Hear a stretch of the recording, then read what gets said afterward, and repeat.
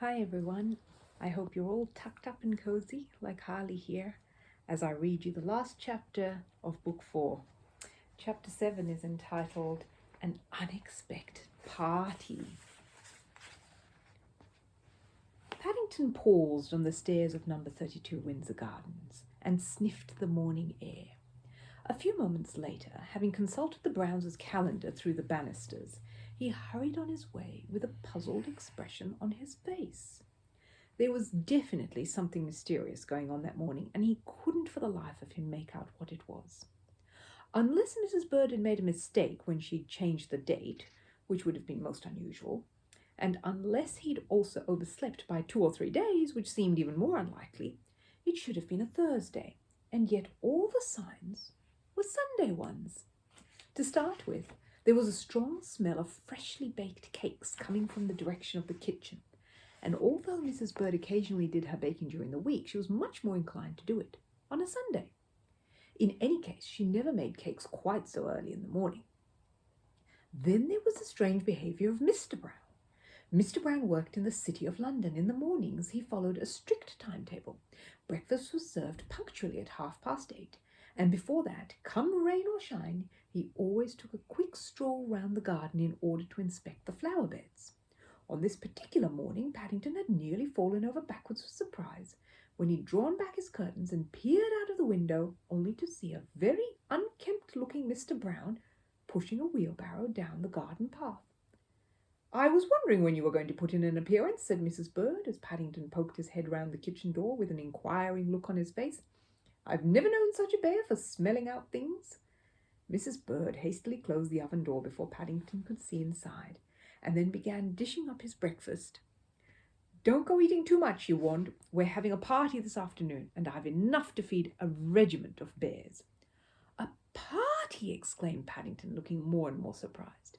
Paddington liked parties. Since he'd been with the Browns, they'd had quite a number of Christmas and birthday ones, but it was most unusual to have a party in between times. "Never you mind," said Mrs. Bird mysteriously, when he inquired what it was all about. "It's a party, that's all you need to know. And don't go getting egg all over your whiskers," she warned. "Mr. Grube has been invited, and Mr. Curry, not to mention quite a few other people." Paddington carried his plate of bacon and eggs into the dining room and settled himself at the table with a thoughtful expression on his face. The more he considered the matter, the more mysterious it seemed. The most surprising thing of all was that the Browns' next-door neighbour had received an invitation, and Paddington decided it must be a very important occasion indeed. Mr. Curry often turned up at the Browns' parties, but almost always it was because he'd asked himself, and very rarely because he'd actually been invited. Jonathan and Judy were most unhelpful as well. They came into the dining room to say good morning while Paddington was having his breakfast, but as soon as he asked what was going on, they both hurried out of the room again. "It's a special party, Paddington," said Judy, squeezing his paw as she left. "Just for you, but don't worry. You'll find out all about it later on." Even Mr. Gruber quickly changed the subject when Paddington asked him all about it later that morning. "I think it's meant to be a bit of a surprise, Mr. Brown," was all he would say, and a surprise wouldn't be a surprise if you knew what it was. Before any more questions could be asked, Mr. Gruber hastily broke a bun in two and gave one half to Paddington before disappearing into the darkness at the back of his shop in order to make the morning cocoa. When he returned, he was carrying a large book on the cocoa tray. "I expect we shall be having fun and games this afternoon, Mr. Brown," he said as he handed the book to Paddington. "I thought you might like to have a browse through this. It's a bumper book of party tricks." Paddington thanked Mr. Gruber, and after he had finished his cocoa, he hurried back in the direction of Windsor Gardens. Mrs. Bird had warned him that with a party in the offering, there would be a lot of work to do, and he didn't want to be late home.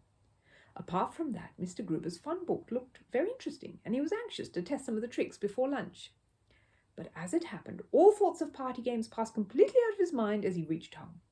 While he had been out, everyone else had been busy, and a great change had come over the dining room. An extra leaf had been put on in the table, and a snow-white cloth was barely visible beneath all the food. Paddington's eyes grew larger and larger as he took in the dishes of jelly, fruit and cream, and the plates laden with sandwiches and cakes, not to mention mounds of biscuits and piles of jam and marmalade. In the middle of it all, in a place of honour, was a large iced cake. The cake had some foreign words written across the top, but before he had time to make out what they were, Mrs. Bird discovered him and drove him up to the bathroom. "You'll have to be at the front door to welcome your guests," she warned. "You can collect as many marmalade stains as you like this afternoon, but not before." With that, Paddington had to be content. But as the time for the party drew near, he became more and more excited. The Browns had invited not only Mr. Gruber and Mr. Curry, but a number of the traders from the Portobello Road as well. Despite his habit of driving a hard bargain, Paddington was a popular bear in the market, and by the time all the guests had arrived, the Browns' dining room was full almost to overflowing. When the last of the visitors had settled themselves comfortably, Mr. Brown called for silence. "As you all know," he began, "this is Paddington's party. I have an important announcement to make later on. But first of all, I think Paddington himself wants to entertain you with a few special tricks he has up his paw." Everyone applauded while Paddington took his place on the rug in front of the fireplace and consulted Mr. Gruber's book of party games. There was one chapter in particular which he'd had his eye on. It was called 100 Different Ways of Tearing Paper, and he was looking forward to trying some of them out. "I like paper tearing tricks," said Mr. Curry when Paddington explained what he was going to do. "I hope they're good ones, Bear." "I think the first one is, Mr. Curry," replied Paddington. "It's called The Mystery of the Disappearing £10 Note." "Oh dear," said Mrs. Brown nervously. "Must it be a £10 note? Couldn't you use something else?" Paddington peered at his book again. "It doesn't say you can," he replied doubtfully, "but I expect I could make do with a £5 one." "I'm afraid I've left my wallet in my other jacket," said Mr. Brown hastily. "And I've only got silver," said Mr. Gruber, taking the hint, as all Paddington's other friends from the market hurriedly buttoned their jackets. Everyone turned and looked towards Mr. Curry. "You did say you liked paper-tearing tricks," Mr. Brown said meaningly. "And it is Paddington's party?" Mr. Curry took a deep breath as he withdrew his purse from an inside pocket and undid the clasp. "I hope you know what you're doing, Bear," he growled, handing Paddington a £5 note. "Crikey, so do I," whispered Jonathan as Paddington took the note, and after consulting his book once more, folded it in half and began tearing pieces out. The Browns watched anxiously while Paddington folded the note yet again, and Mr. Curry's face got blacker and blacker at the sight of all the pieces fluttering to the floor. After a slight pause, Paddington took another look at his book, and as he did so, his expression changed. Whereas a moment before he had seemed full of confidence, now his whiskers drooped, and a worried look came over his face. "What are you doing now, Bear?" growled Mr. Curry as Paddington hurried over and began peering in his ear. "I'm afraid something's gone wrong with my trick, Mr. Curry," said Paddington unhappily. "What?" bellowed Mr. Curry, jumping to his feet. "What do you mean something's gone wrong with it?" "The note's supposed to turn up in your ear," explained Paddington, looking more and more unhappy. "Perhaps it's in the other one, dear," said Mrs. Brown hopefully. "I don't think so," replied Paddington. "I think I must have turned over 2 pages at once in my instructions. I've been doing the doily trick by mistake." "The paper doily trick," repeated Mr. Curry bitterly as Paddington unfolded the remains of his note and held it up for everyone to see. "My £5 note turned into a bear's doily." "Never mind," said Mrs. Bird, bending down to pick up the pieces. "If you stick them together, perhaps they'll change it at the bank." "It looks very pretty," said Judy. Mr. Curry snorted several times as he helped himself to a cake. "I've had enough of this bear's paper-tearing tricks for one day," he exclaimed. Mr. Gruber gave a slight cough. "Perhaps you could try one of the other chapters, Mr. Brown," he said. "I believe there's a very good one at the end of the book." "Thank you very much, Mr. Gruber," said Paddington gratefully. Mr. Curry wasn't the only one who was tired of paper-tearing tricks. Tearing paper, especially banknotes when they were folded, was much more difficult than it sounded, and his paws were beginning to ache. "There's a very good trick here," he announced after a short pause. "It's called removing a guest's waistcoat without taking off his coat." "It sounds rather a long trick," said Mrs. Brown doubtfully. "Isn't there anything shorter?" "Nonsense," said Mr. Curry from behind a plate of sandwiches. "It's a very good trick. I saw it done once years ago in the theatre. I'd like to see it again." Mr. Brown and Mr. Gruber exchanged glances. "I'm afraid it'll have to be your waistcoat then," said Mr. Brown. "You're the only person who's wearing one." Mr. Curry's jaw dropped. "What?" he exclaimed. "If you think that bear's going to remove my waistcoat, you're—" Whatever else Mr. Curry had been about to say was drowned in a roar of protests from the others. "You said you wanted to see it again," called out the man from the cut-price grocers. "Now's your chance." With very bad grace, Mr. Curry got up from his chair, knelt on the rug in front of the fireplace with his arms raised, while Paddington put his paws down behind his neck. "I thought you said you were going to remove my waistcoat, Bear," he gurgled, "not choke me with it." "Well, it's half off anyway," said Mr. Brown as Paddington pulled the waistcoat over Mr. Curry's head until it rested under his chin. "What happens now?" Paddington put his paw up one of Mr. Curry's sleeves and began searching. "I'm not quite sure, Mr. Brown," he gasped. "I haven't practiced this trick before, and I can't see the book from where I am." "Oh dear," said Mrs. Brown, as there came a loud tearing noise, and Paddington pulled something out of Mr. Curry's sleeve. "That looks like a piece of lining." "What?" bellowed Mr. Curry, struggling to see what was going on. "Did you say lining?" Mr. Brown picked up the book of party games and adjusted his glasses. "Perhaps I'd better give you a hand, Paddington," he said. After a moment, he put the book down again and knelt on the rug. "You're quite right," he said, feeling up Mr. Curry's sleeve. "It definitely says you should pull the end of the waistcoat down the sleeve, but it doesn't say how you do it. It's very odd." Mr. Gruber joined the others on the rug. "Perhaps if we work backwards it might help," he suggested. "I think you ought to do something quickly," said Mrs. Brown anxiously, as Mr. Curry gave another loud gurgle. Mr. Gruber studied Paddington's book carefully. "Oh dear," he exclaimed. "I hate to tell you this, Mr. Brown, but one of the pages appears to be missing." Mr.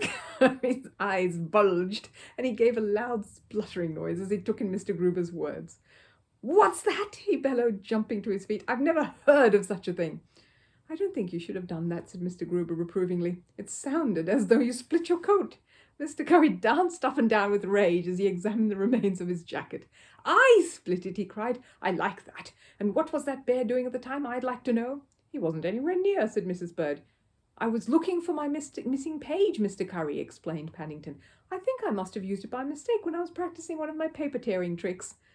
Mr. Brown held up his hand for silence. Mr. Curry's face had changed from red to purple, back to an even deeper shade of red again, and looked very much as if it was high time to call halt to the proceedings. "I'm sure Mrs. Bird can mend it for you later on," he said, "but now I think we ought to get down to the business in hand." "Hear, hear," echoed a voice in the audience. Mr. Brown turned to Paddington. "Do you know how long you've been with us now?" he asked.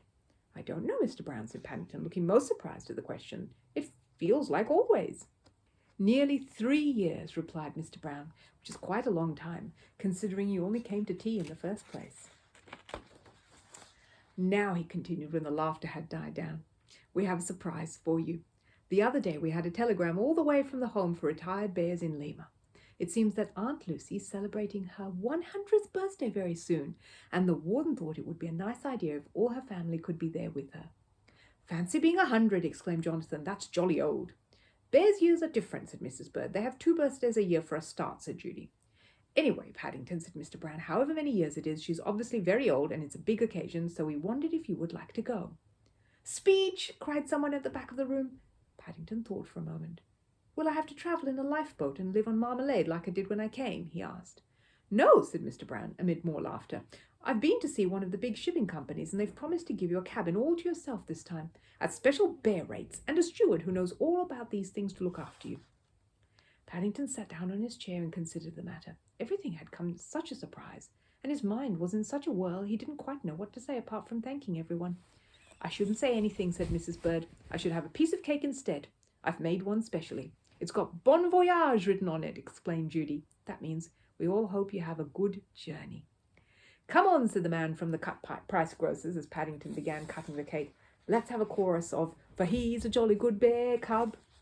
For the next few minutes, number 32 Windsor Gardens echoed and re-echoed to the sound of singing as Paddington handed round pieces of cake, and it was noticeable that even Mr. Curry sang, "And so say all of us," as loudly as anyone. "It'll seem quiet without you, Bear," he said gruffly when he paused at the front door some time later and shook Paddington's paw. "I don't know who'll do all my odd jobs for me." "Oh dear," sighed Mrs. Brown as one by one the guests departed until only Mr. Gruber was left. "Everything feels so flat now. I do hope we've done the right thing." "No more marmalade stains on the walls," said Mr. Brown, trying to sound a cheerful note, but failing miserably as Paddington hurried upstairs, leaving the others to make their way back to the dining room. "I shall leave them on," said Mrs. Bird decidedly. "I'm not having them washed off for anyone." "Well, I think you're doing the right thing," said Mr. Gruber wisely. "After all, Paddington's Aunt Lucy did bring him up, and if it hadn't been for her sending him out into the world, we should never have met him." "I know what you're thinking, Mary," said Mr. Brown, taking his wife's arm, "but if Paddington does decide to stay in Peru, we can't really stand in his way." The Browns fell silent. When the telegram from Peru first arrived, it had seemed a splendid idea to let Paddington go back there for the celebrations. But now that things were finally settled, an air of gloom descended over everyone. In the few years he'd spent with them, Paddington had become so much a part of things it was almost impossible to picture life without him. The thought of their perhaps never seeing him again caused their faces to grow longer and longer. Their silence was suddenly broken into by a familiar patter of feet on the stairs and a bump as the dining room door was pushed open and Paddington entered carrying his leather suitcase. "I've packed my things," he announced, "but I've left my flannel out in case I want a wash before you go." "Your things?" repeated Mrs. Bird. "But what about all the rest of the stuff in your room?" "You'll need a trunk for that," said Judy. Paddington looked most surprised. "I'm only taking my important things," he explained. "I thought I'd leave the rest here for safety." The Browns and Mr. Gruber exchanged glances. "Paddington," said Mrs. Brown, "come and sit down. You may not have made much of a speech at the party, but you couldn't have chosen anything nicer to say to us now. You'll never know what it means." "I know one thing it does mean," said Mrs. Bird. "I can wash those marmalade stains off the walls now with a clear conscience. After all," she added, "we shall need plenty of room for fresh ones when Paddington gets back. That's most important." In the general agreement which followed Mrs. Bird's remark, Paddington's voice was the loudest of all. There was a contented expression on his face as he settled back in his armchair. Although he was most excited at the thought of seeing Aunt Lucy again, he was already looking forward to his return, and he felt sure that on a journey all the way to Peru and back, he would be able to collect some very unusual stains indeed.